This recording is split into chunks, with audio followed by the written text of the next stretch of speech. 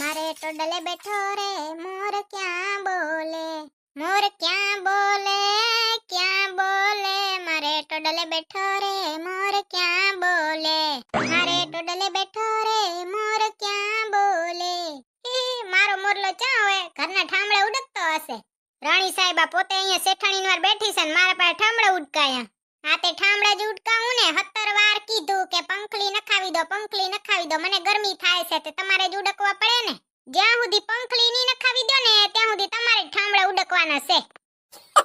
સમજો હું હો તમારી જાતને? ગમે એટલું કયો ગનારવાનું જ નહીં કોઈ દી. આ તો હું બચારી કઈ બોલતી નથી ત્યાં સુધી તમે વળી ઉપર ચડતા જાઓ. ના તું કઈ નથી બોલતી, તું છે ને ખાલી તારો જીભડો હાકે હે. હા તે તમે તમારો જીભડો હાકો ને મેં તમને ના પાડી. આ ઘિયટ જાડી જરીક જગ્યા દે તે બેહી જાઉં. ગેંડા જેવડું શરીર થઈ ગયું લાગે. હું તો બચારી જરાકમાં બેઠી છું, આવડી જગ્યા દીધી તોય માતા નથી. ગેંડા જેવું શરીર ખડક્યું. હમણાં લગન બોરા હતા ને તે ઠૂસિયા આસો ખાવાનું, જાણે કેમ કોઈ દી દેખ્યું જ ન હોય. હમણાં આપણે પ્રમદી લગનમાં ગયા તા, ખબર છે ને? ઈ ફરિયાદ છે ને મેં મમ્મીને કરી હતી તમારી. તારે ક્યાં ને કે બીજું કઈ કામ હતું? ફરિયાદ જ કરતી હોય જે જોઈતી. ફરિયાદ જ કરું ને માપ બારું ફેંકો તો કેટલું ફેંકતા તા ખબર છે? હંધાએ મારી સામે જોતા તા, મને શરમ આવતી હતી. તમે તો ફેંકવામાં કઈ માપે ન રાખ્યો ને, અંબાણીને પાછળ મૂકી દીધા. હા તો પણ તું એ ફેંક ને, તું રતન ટાટાને પાછળ મૂકી દે, મોદીને પાછળ મૂકી દે. મેં તને કોઈ દી ના પાડી ફેંકવાની? તમારા જેવા ગાંડક તે કેટલાક છે. આવતી વખતે જેના લગન હોય ને એમાં ફેંકવાનો વારો તારો. બસ હું નહીં ફેંકું, તું ફેંકજે. આ મગજ બગજ છે કે નહીં? સ્ક્રૂ ઢીલા થઈ ગયા લાગે. ફેંકામ ફેંક કરવાની શું કઈ હારી વાત છે? એનાથી કઈ સન્માન જળે છે? તમને એવોર્ડ જળવાનો કઈ? એ ભલા મને કક તો માપ હોય ને ફેંકવામાં. મને શરમ આવતી હતી. 2-3 છોકરીઓ તો પૂછતી હતી, આ તમારા હસબન્ડ છે ને? કેવડી મોટી મોટી ફેંકતા હતા. અંબાણીને પાછળ રાખી દીધા હતા ને, કેતાય શરમ આવતી હતી કે ઉએ અમાર ઘરવાળો છે. હા મહારાણીને હવે તો શરમ જ આવે ને કેતા. શરમ વારીને ચા થાવશો ત્યાં ફેંકવામાં માપ રાખતા હો તો. ભગવાને તમને કઈ મગજ બગજ આપ્યું છે કે આપ્યું નથી? ભેજામ ભેજ્યું છે કે છે નહીં? તું મૂંગી બેઠી રહે ને ભાઈ, હું જે કરું ની મને કરવા દેવાનું. તું કઈ કરે હું તને કોઈ દી ના પાડું છું. પાછી તો તું ત્યાંય બેઠી બેઠી હખણી નથી રહેતી, ખબર છે ને? કેવડા ડોરા કાઢતી હતી. આ તે ડોરા જ કાઢું ને, કેતી હતી કે હવે હું કરો ફેંકવાનું માપ બારે પૂંગી ગયું છે. મગજ બગજ હોય તો સમજાય ને, અક્કલ વગરના. હા બસ ખાલી હે ને વઢવાનો મોકો ગોતી લેવાનો. તારે મારે ભેગે રોજ બાજવાનું જ હોય છે. બાજ્યા સિવાય તને કઈ આવડતું નથી? ના મને કઈ નથી આવડતું બાજવા સિવાય. હવે કઈ? અને લગન પહેલા તમને ખબર જ હતી કે હું બાજકણી સૌ ઢકણી સૌ, તો તમે ઢોલ નગારા વગાડતા ને લઈને આયા તા. તો હવે તમે જ ભોગવો, સહન કરો.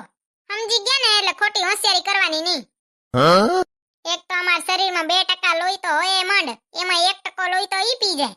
પોતાના ગેંડા જેવડા શરીરમાં આટલું લોહી પડ્યું છે તોય બીજાના લોહી પીવા જશે. કઈ આવડે નહીં, ખાલી એક મોટા મોટી ફેંકતા આવડે. અંબાણીને પાછળ રાખી દે ફેંકવામાં, તો બીજું ક્યાં કઈ આવડે જ છે? હે ભગવાન, કી એક તો શરમ આવે આવડી ફેંકામ ફેંક કરે ને ત્યાં. હું છે ને તમને કીધીક બતાવીશ, વિડિયો બતાવીશ. મારા ઘરવાળો છે ને કેવડી ફેંકામ ફેંક કરે, કેટલી શરમ આવે ખબર છે? કોક પૂછે ને કે આ તમારો ઘરવાળો છે તે હુએ કેતાય શરમ આવે, એટલી શરમ આવે. એવડી મોટી મોટી ફેંકે. કોઈ આવું ફેંકામ ફેંક કરતું હોય ને તો એને મોકલી દો. ક્યારેક તો એમ થાય એવા માણસને ભગવાન અહીંયા ફેંકવા જ મૂક્યા લાગે, કેમ કે એને બીજો કઈ કામ ધંધીનો તો હોય નહીં. ફેંકું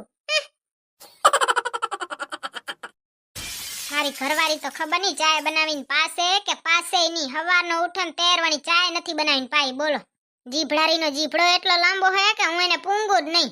એને જવાબ તો તૈયાર જ હોય. ખબર નહીં ભગવાને જવાબની લિસ્ટ લખીને આપી લાગે. આ બોલવાનું તારે સીધો મોઢામાં જીભડો જ બારો કાઢવાનો હોય. જીભડારી એવી છે ને નાલાયક, હજી સુધી ચાય બનાવી નથી પાઈ. એને કઈ એના ઘરવાળાની કદર જ નથી. એ ભૂતડી, ઓ ભૂતડી, શું છે તમને બેઠા બેઠા રાડું જ પાડવાની? હવારનો ઉઠ્યો ને તીયાની ચાય નથી પાઈ. ચાય બનાવીને કીધી પાવાની છે તારે મને? કા તમારા હાથમાં મહેંદી લાગી છે?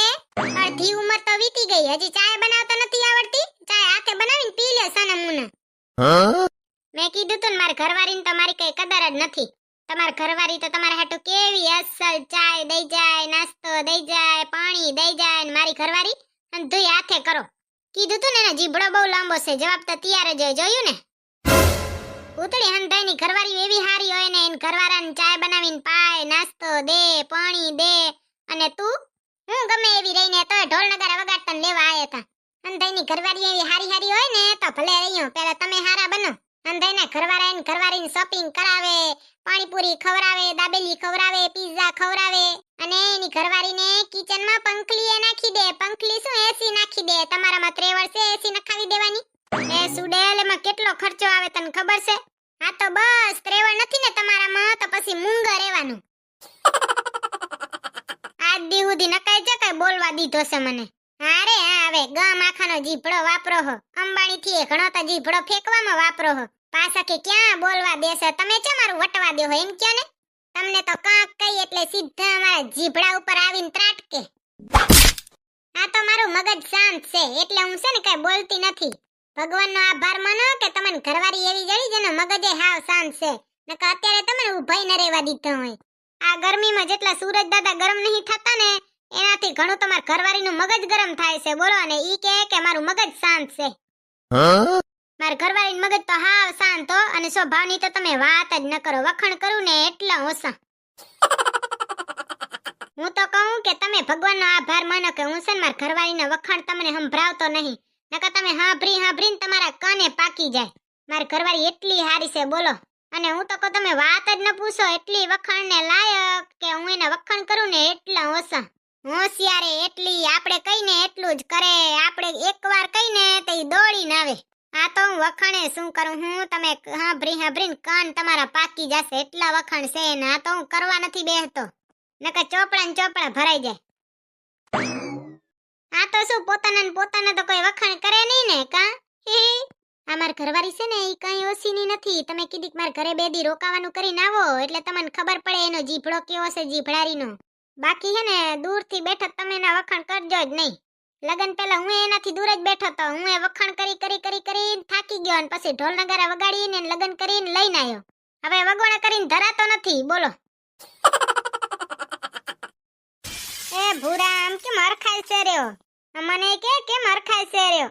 એક વાત પૂછું તને? હા પૂછ તું મને ની પૂછે તો કોને પૂછીશ? લગન કરાય? હા કરાય જ ને. જો તારા સુખ સહન ન થતું હોય તો લગન કરાય.